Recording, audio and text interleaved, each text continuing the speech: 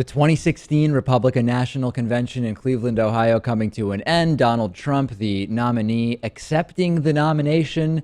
Let's take a look at some clips from the speech. A very fittingly abortive end to a disastrous Republican National Convention. Friends, delegates, and fellow Americans. It's already great. I humbly and gratefully accept your nomination for the presidency of the United States. Exactly.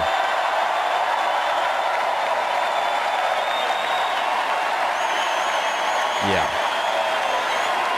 Hard to imagine a more awkward moment. And then instantly it became very, very patriotic. The crowd chanting USA. And of course, then Trump joining in that chant because America is bad now, but Trump will make it great again.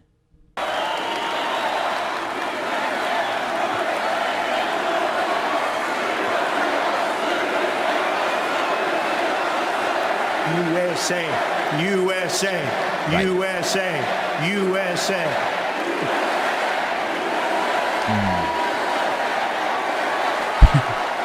Truly inspiring moment. Not sure who looked more confused, Trump, his kids, or the crowd.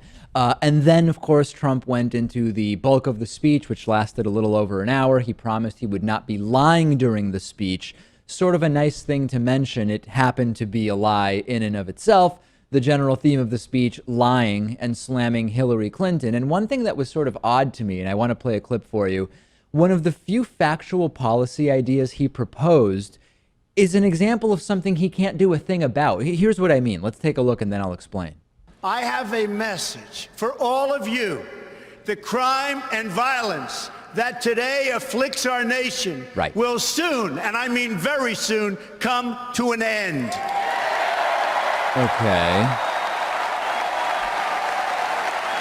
How can a presidential candidate pledge to end crime and violence, Lewis? I mean, you have 50 states with different laws, totally different judicial and law enforcement philosophies and outlooks and perspectives, different gun laws, drastic income inequality, which is the cause of so much crime, which Trump has no real plan to reduce. And of course, Republicans respect states' rights. So it's not like a Republican is going to come in and just tell states what they need to do to reduce crime and end violence, like Donald Trump says.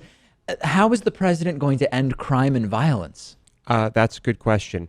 And I think I have the answer. Yeah.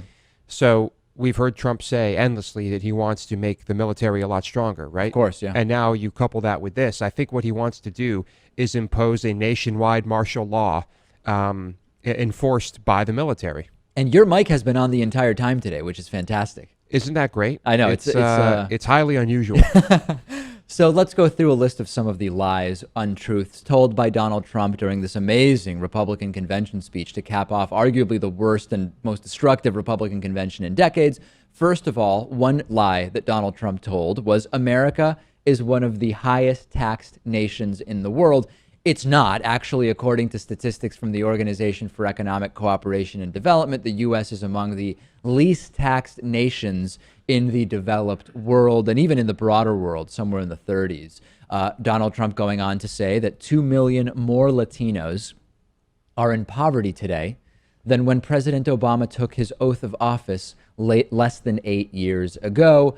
Poverty among Latinos is actually up, but it's up by far less than 2 million people, under 1 million people, in fact. And much of it happened right at the beginning of President Obama's term, when the after effects of the George W. Bush presidency were just starting to wear off. So completely untrue.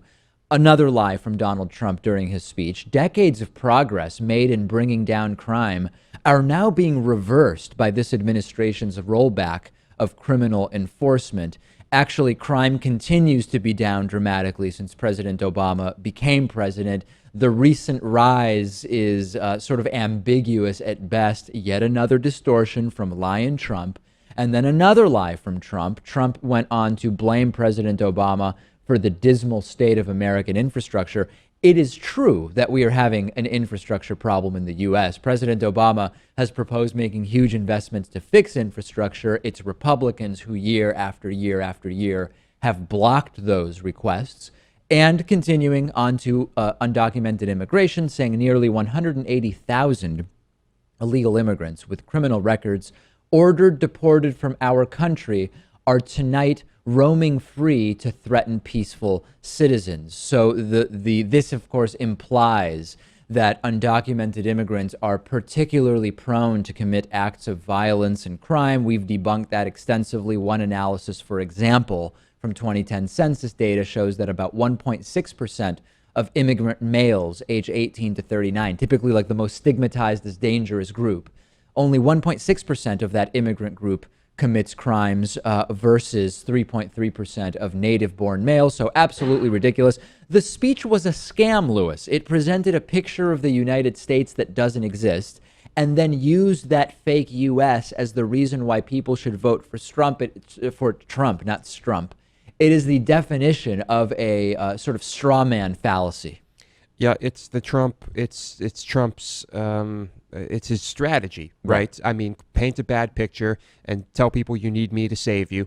And another thing to mention is that this was 78 minutes long. Yeah, one of the longest, if not the longest, speech in RNC history. Part of that, because Trump, when the teleprompter goes on, seems to go into like a slow motion delivery. That, I mean, the guy can't read off a teleprompter. Of course, critical of other politicians who read off of teleprompters well. He does it poorly, but he is, of course, he gets to skip the criticism. Now, many Republicans thought the entire RNC and the nomination of Trump were a disaster. But you know who loved the speech? Former KKK leader David Duke. David Duke absolutely loved this thing, tweeting out the following: "Great Trump speech. America first. Stop wars, defeat the corrupt elites, protect our borders, fair trade. Couldn't have said it better." Of course, David Duke, the former and very well-known KKK leader, has long presented himself as a huge admirer of Trump. Trump has shown some reluctance to publicly criticize Duke, although he did ultimately say, yeah, I don't want anything to do with that. So there it is. At least one happy camper, David Duke, after the Donald Trump acceptance and just an absolute disaster of a Republican National Convention.